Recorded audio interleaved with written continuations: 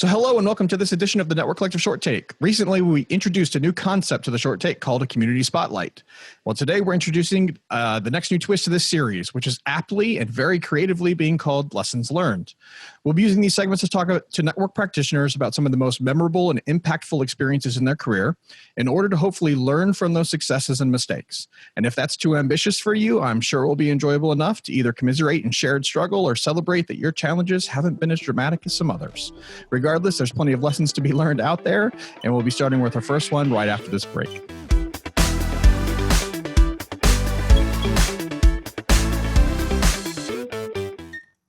So, Nick Russo, here you are, yet again, the brave soul starting a new series with me here on Network Collective. Yeah, I love it.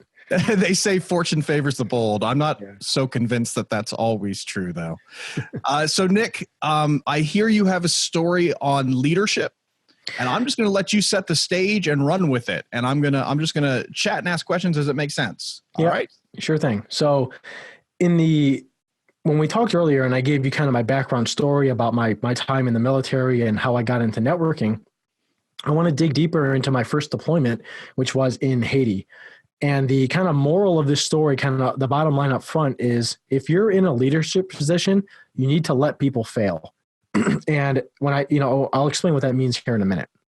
And just so you know, I was the person who failed, and it was someone else who demonstrated excellent leadership. So it's not me pumping myself up. This is not a pat on the back for Nick. Not for me. Story. No, quite the opposite. So in January 2010, there was a big earthquake in Haiti. My unit got deployed, and we were on a ship. So a few days travel down there, and our ship is sitting offshore, and normally in the military, without getting too detailed, the unit's commander typically will go forward on the ground and he'll take a small collection of staff officers and senior enlisted personnel with him to help manage a forward command post or something like it.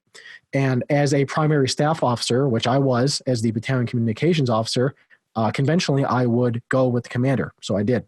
So we get on our, hovercraft boat, we go land on the shore, we get off, everyone's out like eating mangoes and stuff, very stereotypical, but it was Haiti. So anyway, we set up our tent. I must say that your networking experience stories already start off way better than mine. Yeah. Well, I got a million other stories about Haiti, but boats and going on shore and military deployments. Yeah. So we get on shore, we set everything up, and, well, actually, there were some people on shore before I even got there, so some stuff was already set up. But anyway, by the time I got there, as soon as I got there, one of the more senior lieutenants said, "Hey, we need you to do a 4-hour watch officer shift every day from 10 to 2." I said, "Whatever, fine." So they put me in this, and I said, "Well, okay, now I'm here. What do I do?" They're like, "Well, you listen, you watch the radios for anything interesting that happens, and you watch the IRC chat and make sure nothing goes crazy, and that's it." I was like, okay. So my training was about 45 seconds. I didn't really know what was going on. I was surrounded with people who were relatively skilled. I had a radio operator. There was an air traffic control type person. Like there were other skilled people. So I said, okay, I'm just going to sit here, and if I need help, I'll ask someone. I didn't think it was a big deal. Weather was nice. It was quiet. It's obviously not a combat deployment, so I didn't think it was going to be that big of a deal. A few days go by, and I'm on watch again, and a subordinate commander, one of our company commanders, was doing some kind of relief convoy, delivering non-government organization or NGO supply, something like that, and he requested permission to change his route or change his plans in some way. Again, I don't completely remember. It was 10 years ago, but he wanted to do something, and it was significant in terms of timeline and location. And, basically I can't continue with the original plan. I need to make a change. And he was requesting permission from the battalion to make that change. Now, I thought it was my job as the watch officer to make that decision, because I'm looking around and, where's the commander? I don't see him. So he's not in sight, and this guy needs a decision. In the Marine Corps, you're taught to have a bias for action, and you're taught to take initiative, and those are seen as positive attributes. So I said, well, your plan seems sound, and it sounds like you have a good alternative. So I directed him to proceed.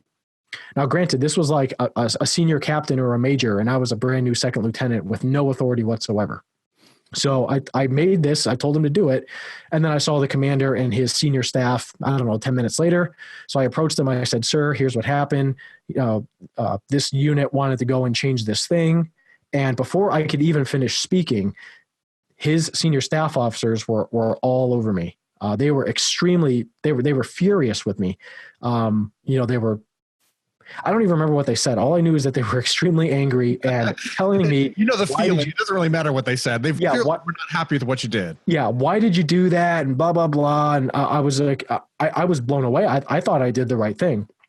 And the commander did something that I thought was unexpected because, when I told him, I could see the anger on his face too. And I knew he was very upset at my transgression, but he quickly silenced all of his staff.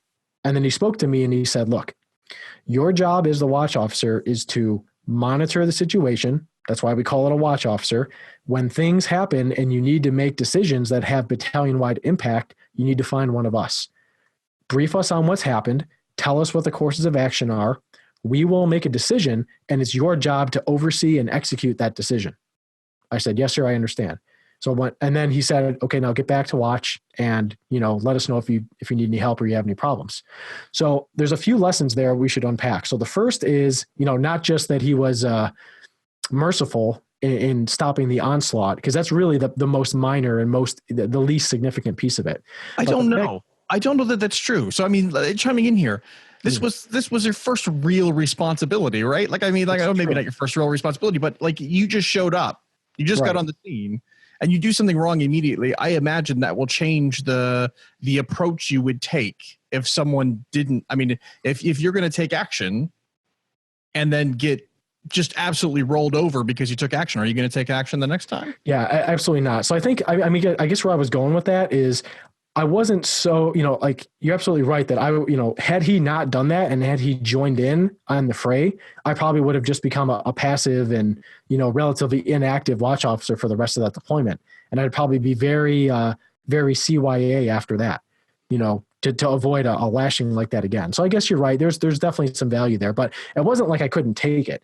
But the fact that he, hid his anger and explained to me what I did wrong, and even though it was completely within his authority to fire me and put me back on the ship or make me do whatever he wanted, he told me to get back and go back to doing the exact job I just failed at and do it again. And he very easily could have called up someone else to take my position and do it. We had enough officers to do it. But he gave me another chance, said, go back, try again. I think you understand how to do this. It's not that hard. And now, of course, I wasn't going to complain to him and tell him, nobody told me what you just told me, because that would just be, not a professional thing to do. I was like, I already got the ribbing. Let's call it done. But yeah, the other staff guys, they were probably angry for a little while about it. He told me, he's like, hey, go tell the commander that his plan is not approved and that he's going to do this instead. So I did that. Of course, the subordinate commander was also very angry with me, but that's just the reality.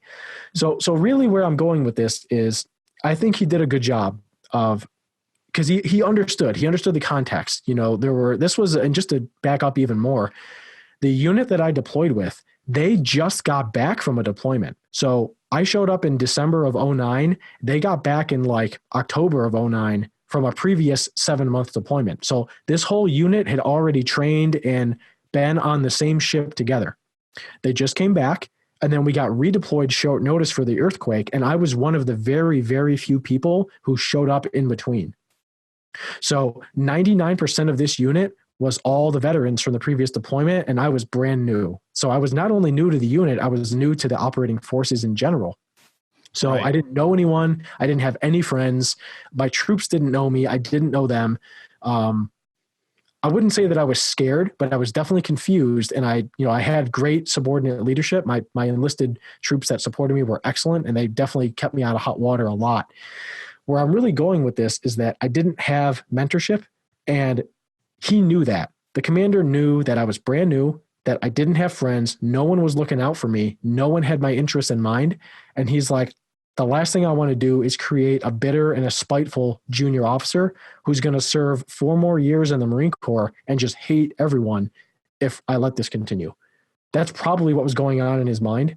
I don't know that because I didn't know, he was so many levels above me that I didn't think to ever ask him, but I imagine that's what was going on in his mind.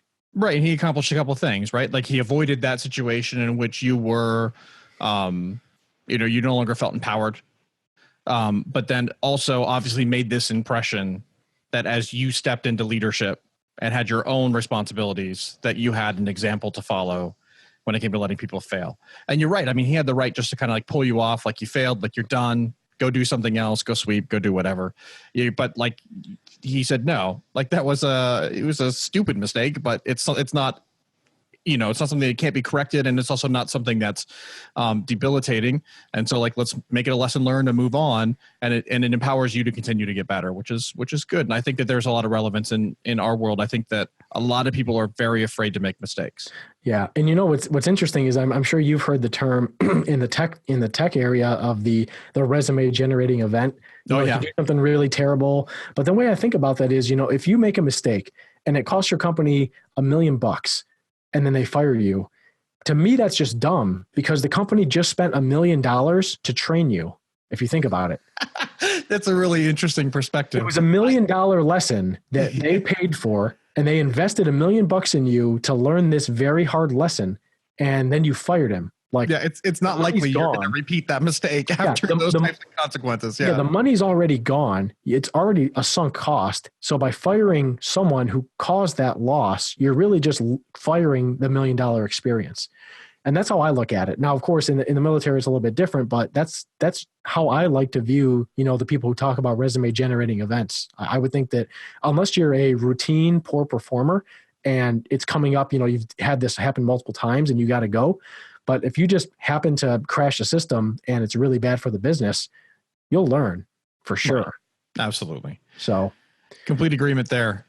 I mean, that's an interesting story. I mean, so it's not a direct, this was, I mean, obviously it was in the execution of doing your job, but not necessarily to networking. But I agree that in leadership that there's some nuance there. And then maybe just to pull the lesson back there. And that is that in leadership, I think it's an important word to use. It's not being the boss.